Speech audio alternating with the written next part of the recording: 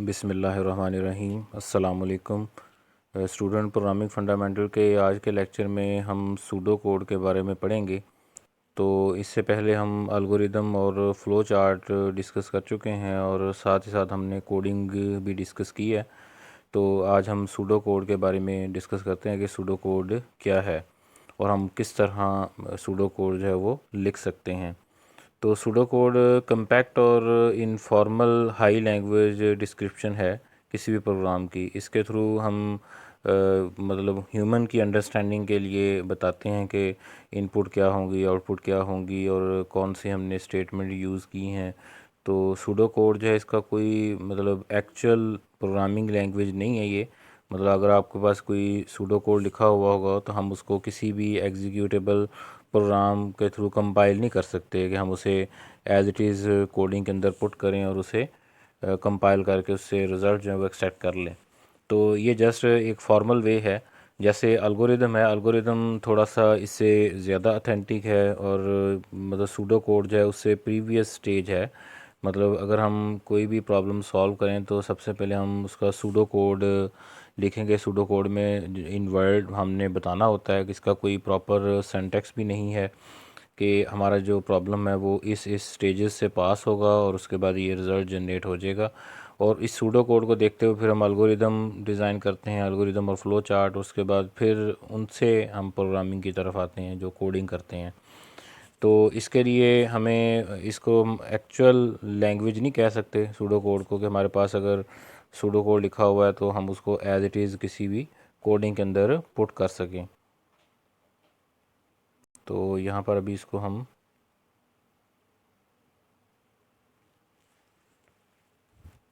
देख लेते हैं कि ये किस तरह वर्क करेगा। तो pseudo code is not an actual programming language. ये कोई एक्चुअल प्रोग्रामिंग लैंग्वेज नहीं है कि आपके पास अगर सूडो कोड लिखा हुआ है तो हम उसको प्रोग्रामिंग किसी भी लैंग्वेज के अंदर प्लग करें और उसके बाद उसे कंपाइल करते हुए हम रिज़ल्ट जो है वो अचीव कर लें।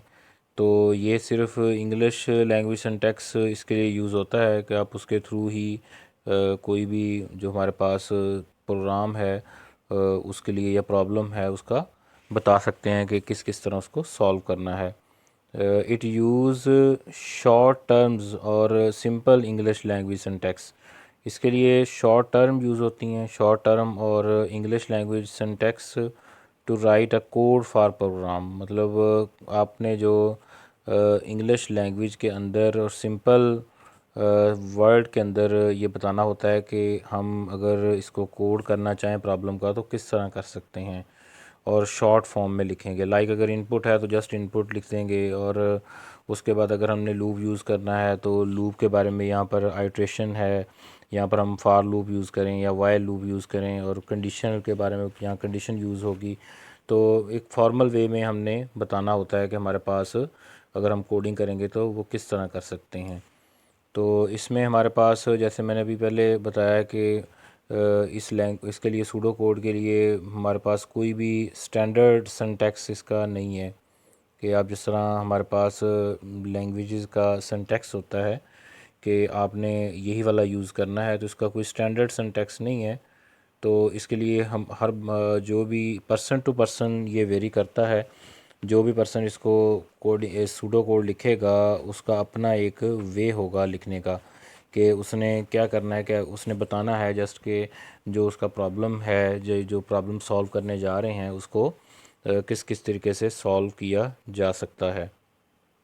तो अभी हम इसको आगे कुछ एग्जांपल से अंडरस्टैंड करते हैं इन जनरल कि हम किस तरह की टर्म जो है वो इसमें यूज़ कर सकते हैं।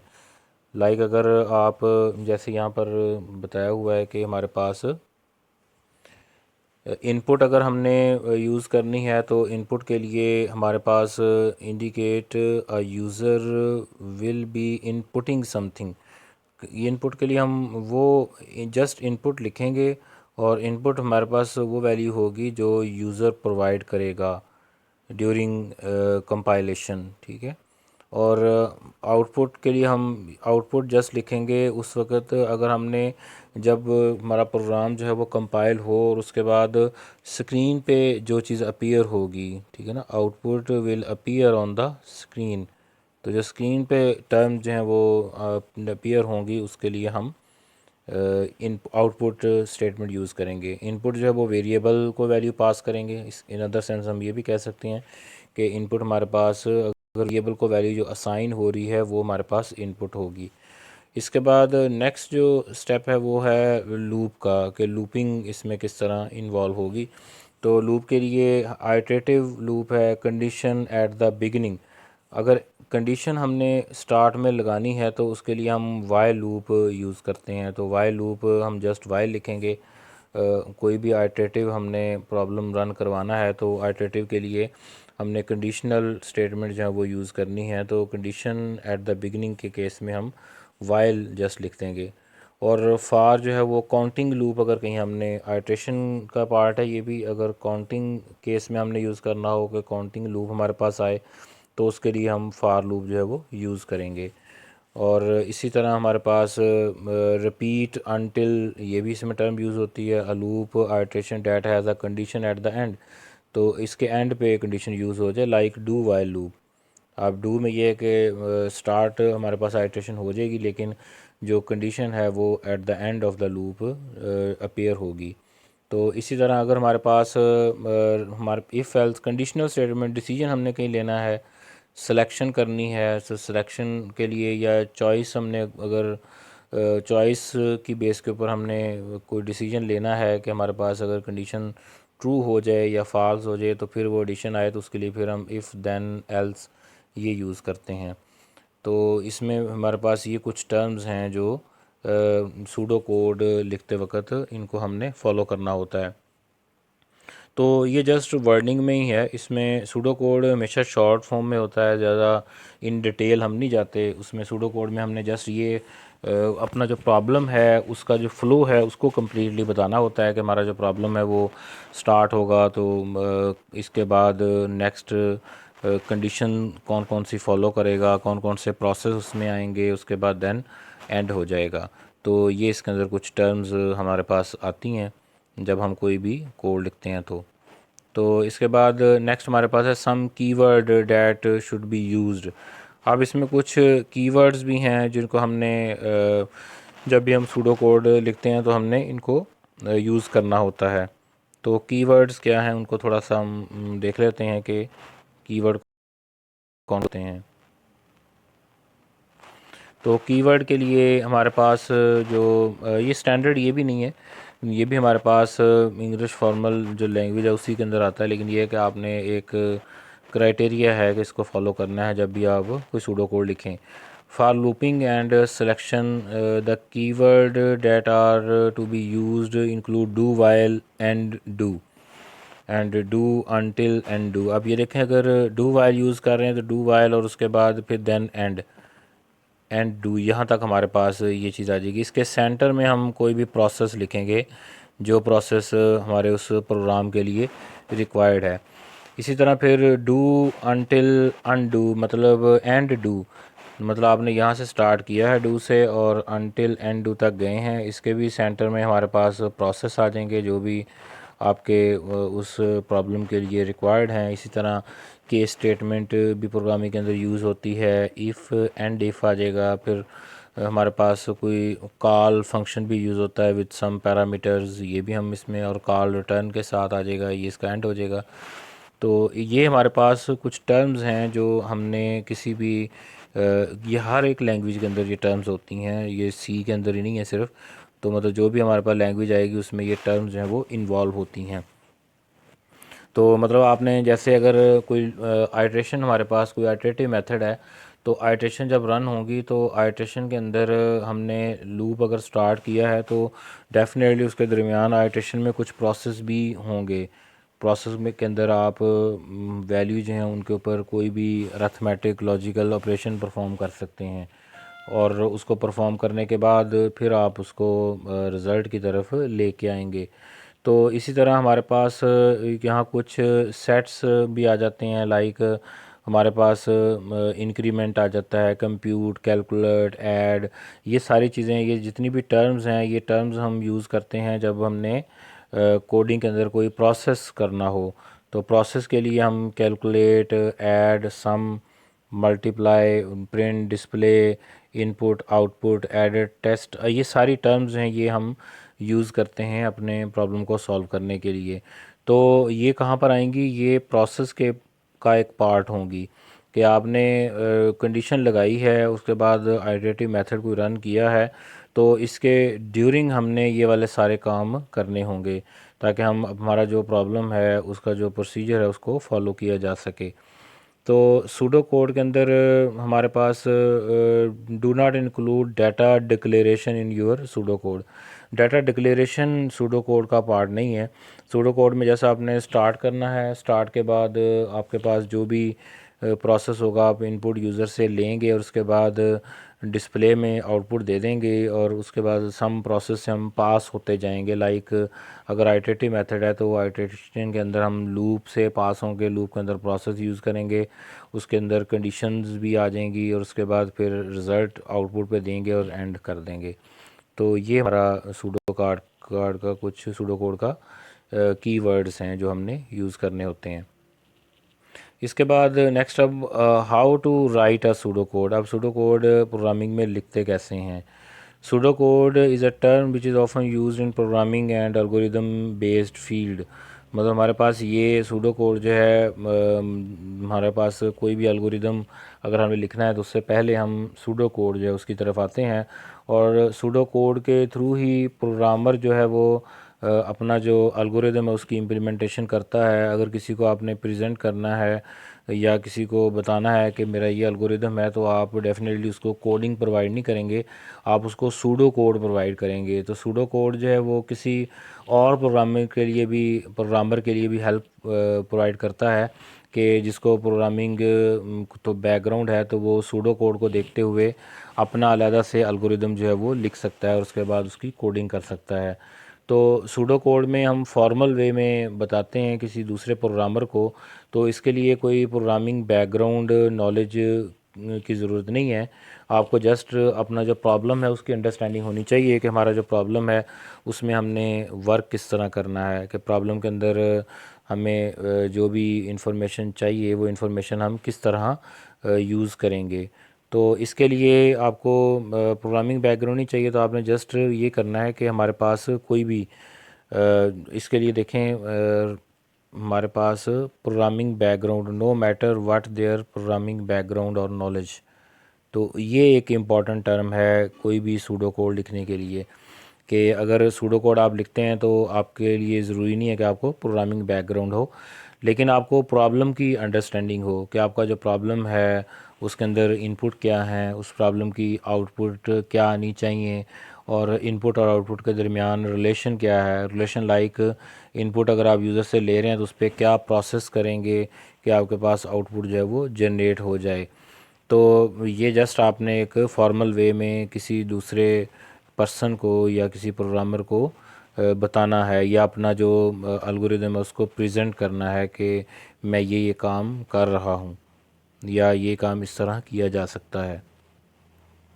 इसके बाद हमारे पास सूडो कोड के लिए कोई कहता है कि ये फ़ाल्स कोड है। फ़ाल्स कोड लाइक जैसे हम पहले भी डिस्कस कर चुके हैं कि आप अगर सूडो कोड अवेलेबल है तो सूडो कोड के लिए हम ये नहीं कर सकते कि उसको एज़ इट इज़ उठाएं और किसी भी कंपाइलर के अंदर पुट करें और उसके बाद उसका रिज़ल्ट जो है वो जनरेट कर लें। तो सूडो कोड हमारे पास एक सिंपल ये बताता है कि आपने इससे आगे एल्गोरिदम कैसे डिज़ाइन करना है। तो जैसे यहाँ पर इसके लिए भी हमारे पास understand by even the lay man with some school level programming languages. तो अल्गोरिदम एक्चुअली हमारे पास बेस्ट वे है।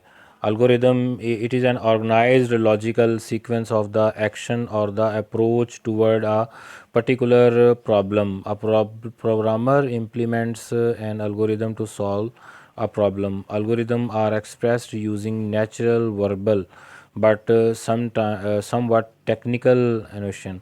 मतलब अल्गोरिदम के अंदर हम कुछ कंडीशंस जो हैं वो एक्यूरेट भी बताते हैं।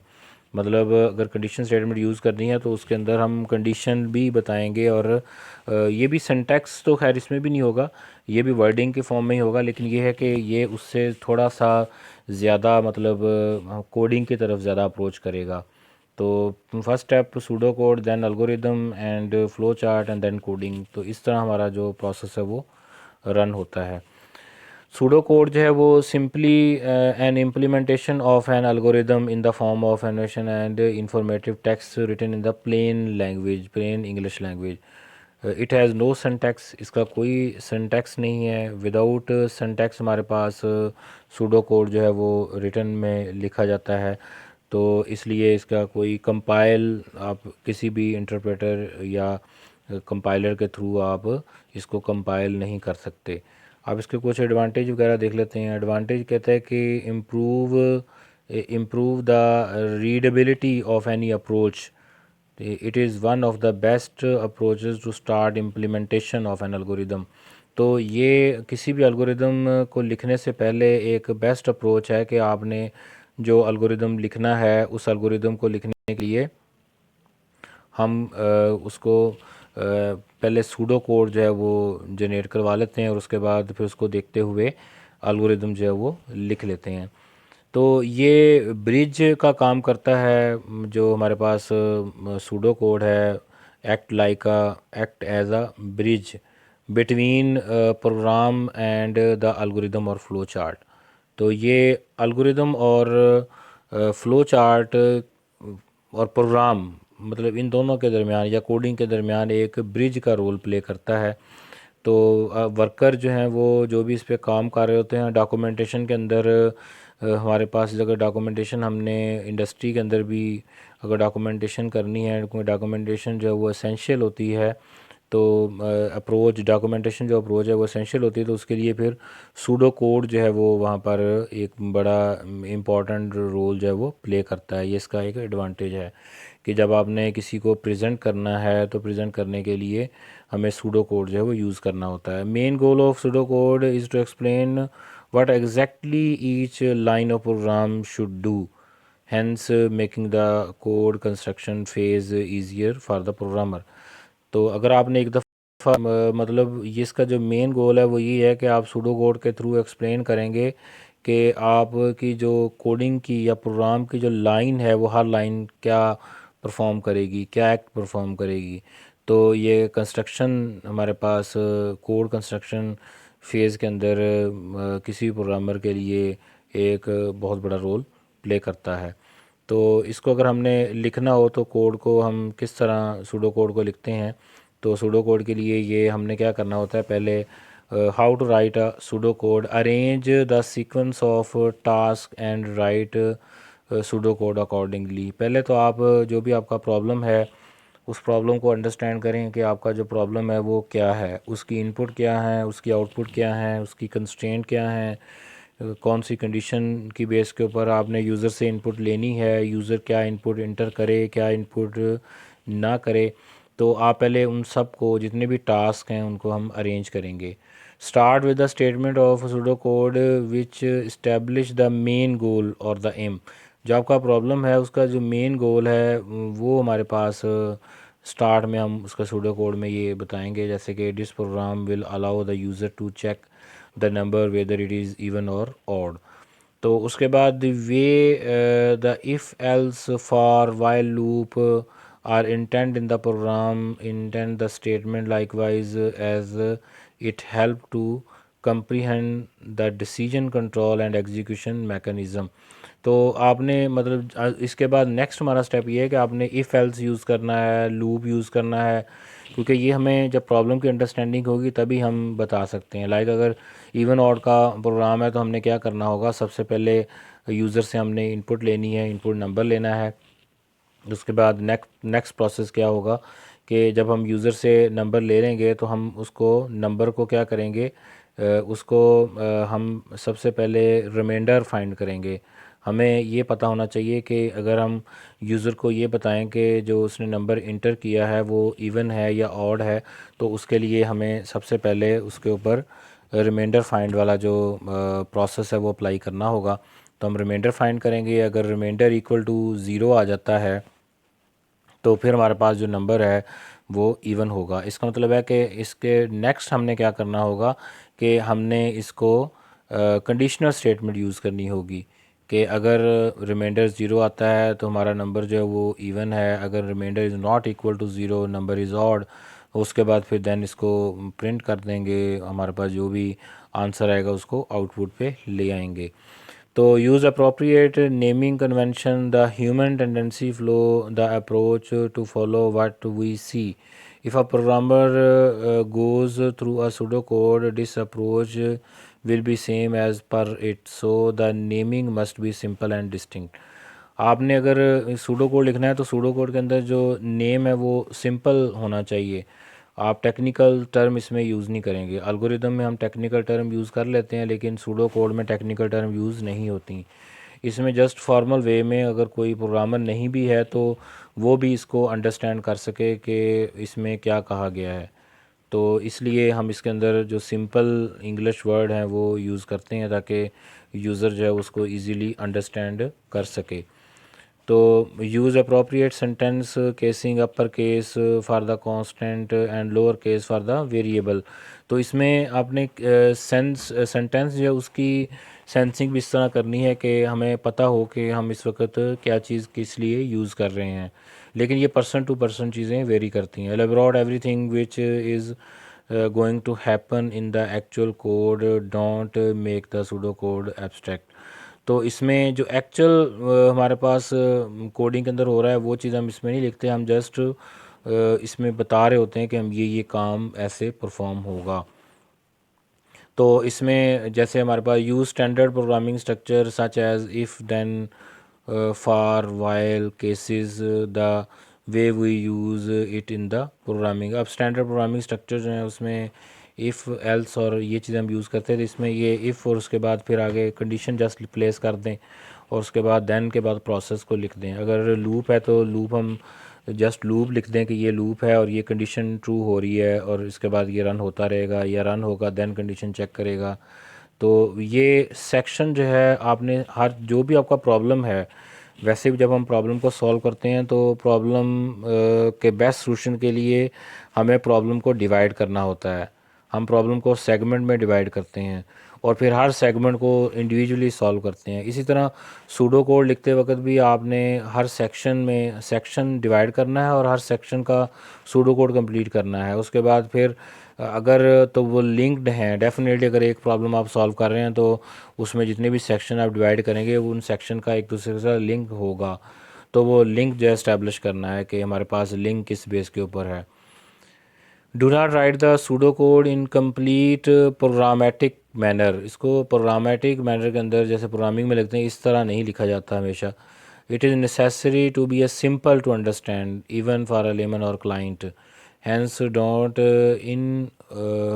Incorporate too many technical terms. अब इसमें ज़्यादा जैसे पहले हमने कहा कि टेक्निकल टर्म्स हैं वो इसमें नहीं होनी चाहिए, क्योंकि टेक्निकल टर्म करेंगी तो हमारे पास जो ह्यूमन है मतलब जिसको प्रोग्रामिंग का नॉलेज नहीं है वो आपके कोड को सूडो कोड को अंडरस्टैंड नहीं कर सकेगा।